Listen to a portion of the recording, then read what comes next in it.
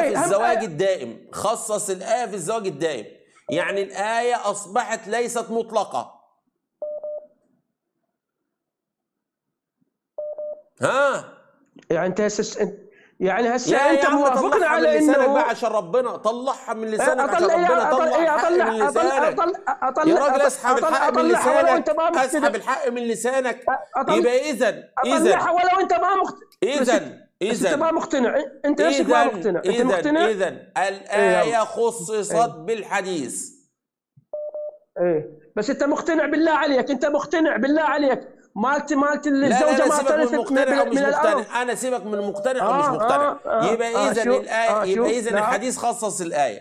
اذا كان الحديث خصص الايه يا راجل، تعبني بقى لي 10 دقايق معاك ليه؟ لما الحديث خصص الايه. باك تجر باي لا تجر.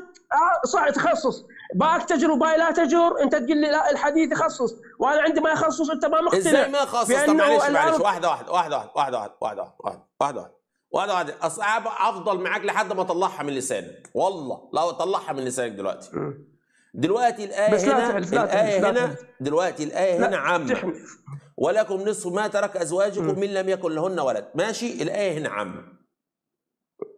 من أين علمنا أنها خاصة؟ يعني هنا الآية عامة في كل الزواج. من أين علمنا أنها خاصة في الزواج الدائم فقط؟ من أين علمنا؟ ماكو قرينة. اللي هي ايه قرينة؟ القرينة اللي موجودة ما استمتعتم بهن فاعطوهن اجورهن. طيب يا باشا، الاجور دي بتطلق على المهور ايضا، يعني كلمة الاجور بتطلق على المهور ايضا. لا عمل بها الخليفة الاول. يا باشا انا ما سألتك عمل بها الخليفة الاول ولا ما عمل، انا ما سألتك عمل بها. كلمة الاجور تطلق على المهور.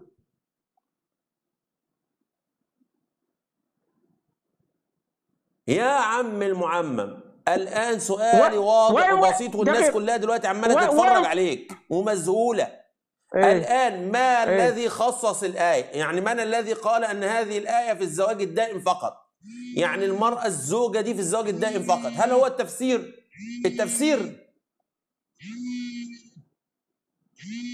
جيد جدا تقول التفسير. انا هم جاك التفسير. حلو، يبقى وصلنا كده، يبقى وصلنا يا اخوانا. التفسير ده مش التفسير ده المفروض ان هو تبع المعصوم؟ يعني تفسير المعصوم عندك. انا هم رجعك للتفسير، اقول لك التفسير هذه في حياه النبي حدثت لو ما حدثت.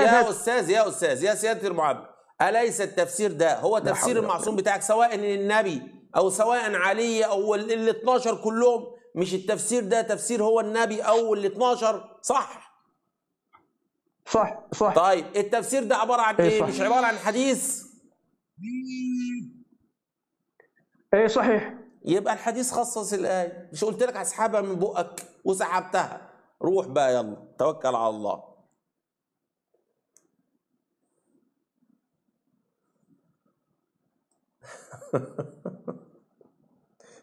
قلت له هسحبها وسحبته. ربنا يهديهم والله العظيم، الله ربنا يهديهم. مش فاهمين حاجة وأقول لك معممين. معممين إيه بس؟ معممين إيه بس؟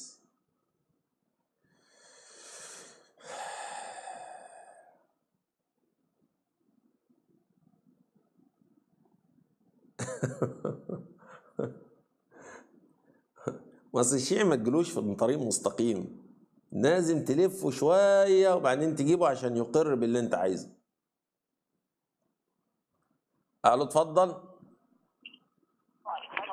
الو اتفضل. انت ليش سكرت على الخط؟ حضرتك انت سالت كيف ماتت فاطمه، قلت لك موته طبيعيه زي زوجتي سيدنا عثمان اللي هم بنتي النبي صلى الله عليه وسلم، ماتوا موته طبيعيه زي ابناء النبي صلى الله عليه وسلم الذكور لما ماتوا موته طبيعيه. هل انت بقى عندك دليل انها ماتت موته غير طبيعيه؟ اتفضل لو عندك دليل.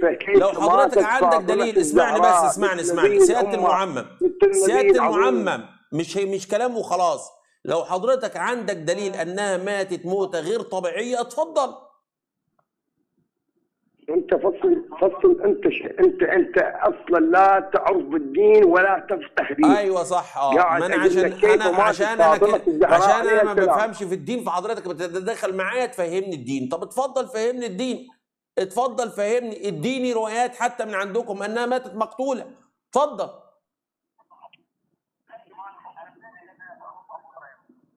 اتفضل اديني روايات انها ماتت مقتوله من عندكم، اتفضل، وانا اديك روايات من عندكم انها لم تمت مقتوله. بسيطه اهي.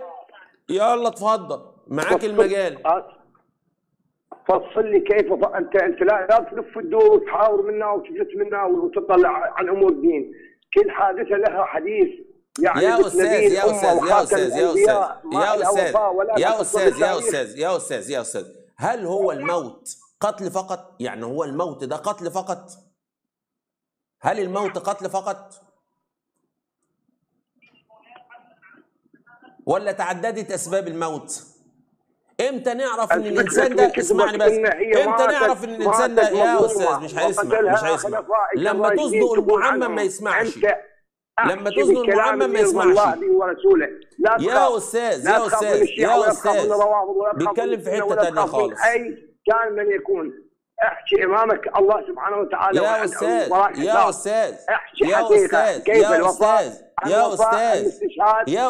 مش دخل في المظلوميات. الاستاذ دخل في المظلوميات، سياده المعمم دخل في المظلوميات.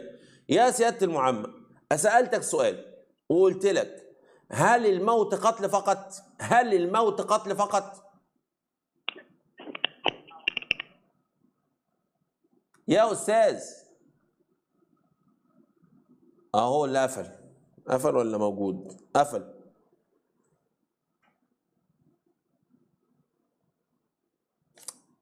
اي حاجه خلاص، اي حاجه. انا سالته سؤال، هل الموت قتل فقط ولا ممكن تكون اسباب؟ طب امتى نعرف ان دي اتقتلت؟ من الروايات. طب اتفضل يا سياده المعمم ادينا روايات ان فاطمه قتلت.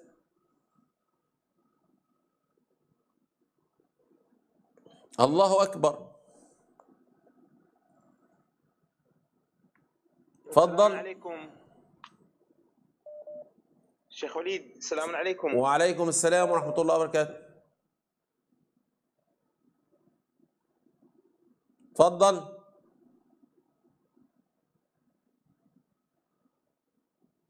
قطع الخط. قالوا اتفضل. السلام عليكم. وعليك السلام، اتفضل. السلام عليكم. معايا استاذ وليد؟ ايوه اتفضل، معاك وليد. يعني اليوم شنو على سؤالي اين الوصيه التي اوصى بها النبي صلى الله عليه وسلم؟ اين الوصيه التي اوصى بها النبي صلى الله عليه وسلم لعلي؟ يا علي اذا ضربت فاطمه فدعها تضرب، يا علي عافس النساء وتزوج واقم الافراح. اين هذه الوصيه؟ يعني الوصيه عندما الرسول صلى الله عليه وسلم يهجر، يعني يا عم انتوا بقى عندكم بص اقول لك حاجه. الذي يقول اسمعني بس، الذي يقول اسمعني طالما داخل تهرج، الذي يقول لنا من مات دون عرضه فهو شهيد ده رسول. الذي يقول اذا جاءت امرأتك او ضربت امرأتك امامه فلا تتدخل، او ده بقى اللي بيهجر.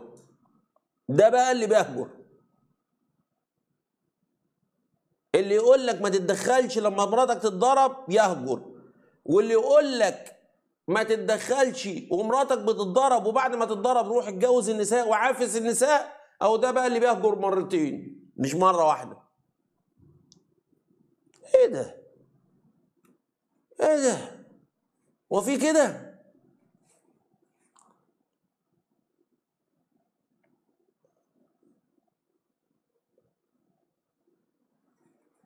وفي كده؟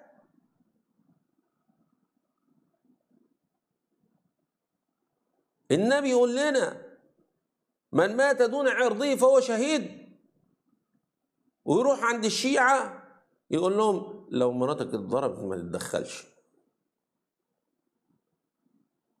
وبعد ما تتضرب اتجوز. يا رب اهدي الشيعة. قالوا اتفضل. الو السلام عليكم شيخ وليد. وعليك السلام. الله يحفظك.